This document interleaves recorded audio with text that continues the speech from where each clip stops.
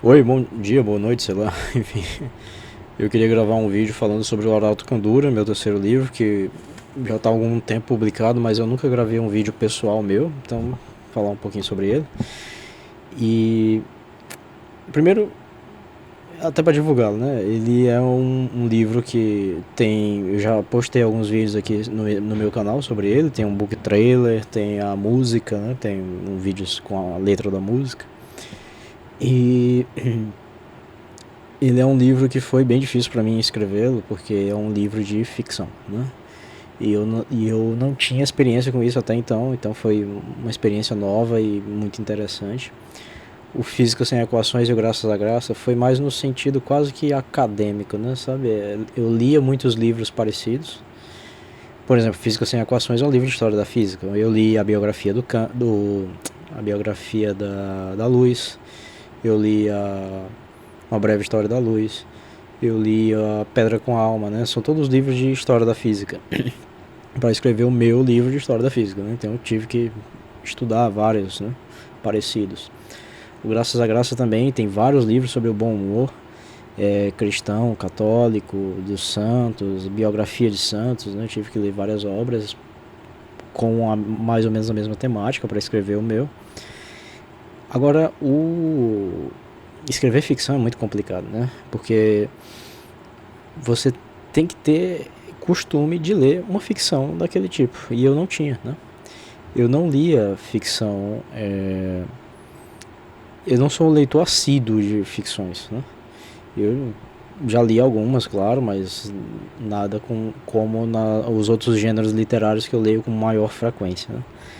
Então, para mim foi uma novidade, mas foi bem interessante. Eu transformei ele num livro-jogo, ou seja, as coisas vão acontecendo lá dentro e em algum momento aparece a oportunidade de você escolher alguma coisa. Esse gênero, livro-jogo, ele não é novo, né? Não fui eu que inventei, mas até porque, né, já tenho bem uns 80 anos que já tem obras nesse sentido.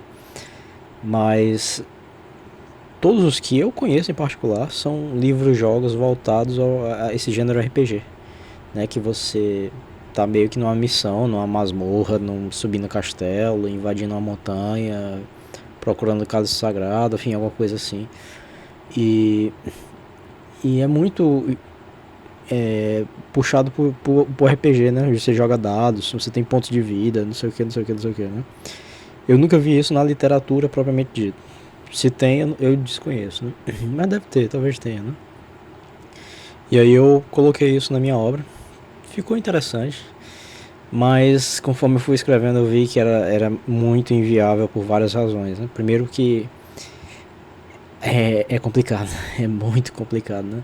Quando você dá uma escolha para o seu leitor, por exemplo, tá aqui uma linha do tempo, né? E de repente ela bifurca, né? Enfim, ela vai bifurcar, né?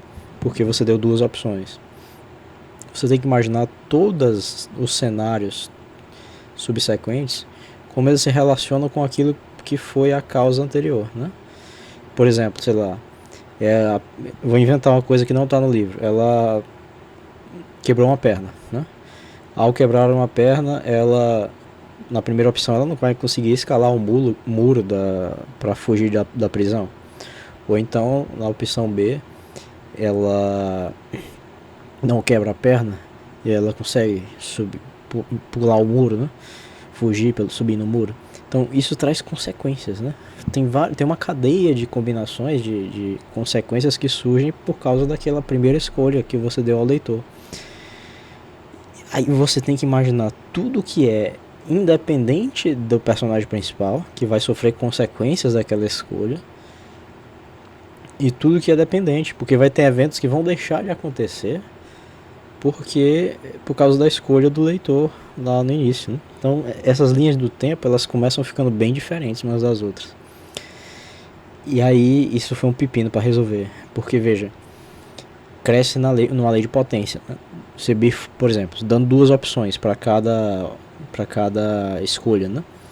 Então seriam duas na primeira, 4 na segunda, 8 na terceira. Para alguém que está lendo um livro-jogo, 3 opções para um livro inteiro é muito pouco. Mas pro cara que tá escrevendo, escrever 8 histórias distintas é muito trabalhoso, né? Então assim, sem falar no principal, o custo. Se você coloca lá 8 histórias diferentes, é como se fossem 8 livros. Eles vão ficar muito maiores, muito caros, né? Eu tava percebendo isso. O livro ia ficar muito grande e muito caro, né?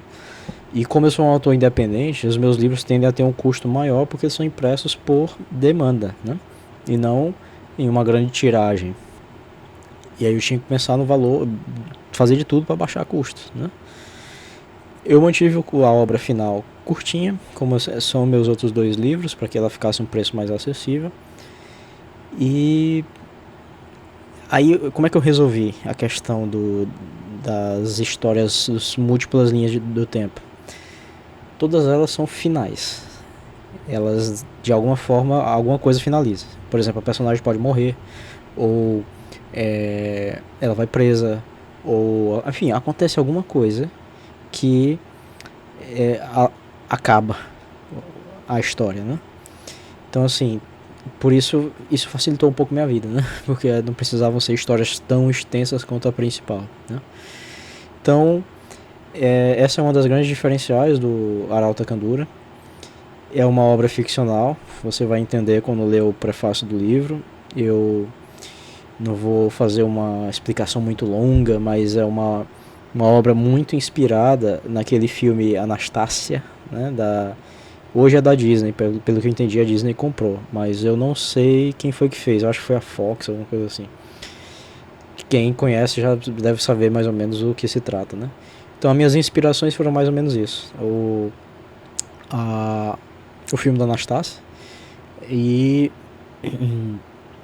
eu gosto muito do jogo, daquela pegada do Shadow of the Colossus, o jogo, em que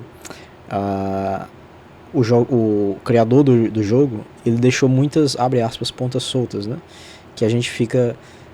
Por que ele se deu ao trabalho de botar isso aqui e parece que não serve pra nada, né? Por exemplo, aqueles anéis, né? Eu não sei se vocês já jogaram Shadow of the Colossus, né? Tem vários anéis ali no deserto. Pra que alguém renderizou aquilo se aquilo não tem utilidade? Mas o próprio criador do jogo diz que tudo lá foi pensado. Tudo tem uma razão de existir. Embora possa não ter função, mas tem uma razão de estar lá. Aquelas cidades, né, que tem em Shadow of the Colossus que foram abandonadas, por que foram abandonadas? Por que não tem explicação para isso, né? Eu adoro esse tipo de jogo, filme, que faz a gente pensar nos detalhes que parecem que são pontas soltas, mas não são. Foram colocados lá de propósito para que a gente ficasse tentando enxergar uma história que tá lá, mas não tá contada diretamente, né? E eu tentei fazer isso na minha maneira, né? Não tão brilhantemente quanto os criadores de Shadow of the Colossus, né? Mas a minha maneira eu acho que eu fiz algumas coisinhas nesse sentido. E modéstia à parte, eu gostei muito do resultado. Eu vou deixar o link para esse vídeo não ficar muito longo, parar de falar agora, né? Deixar o link da descrição da versão física, que é pela Uclap. E a versão digital você pode comprar pela Amazon ou pela Play Store do livro, né?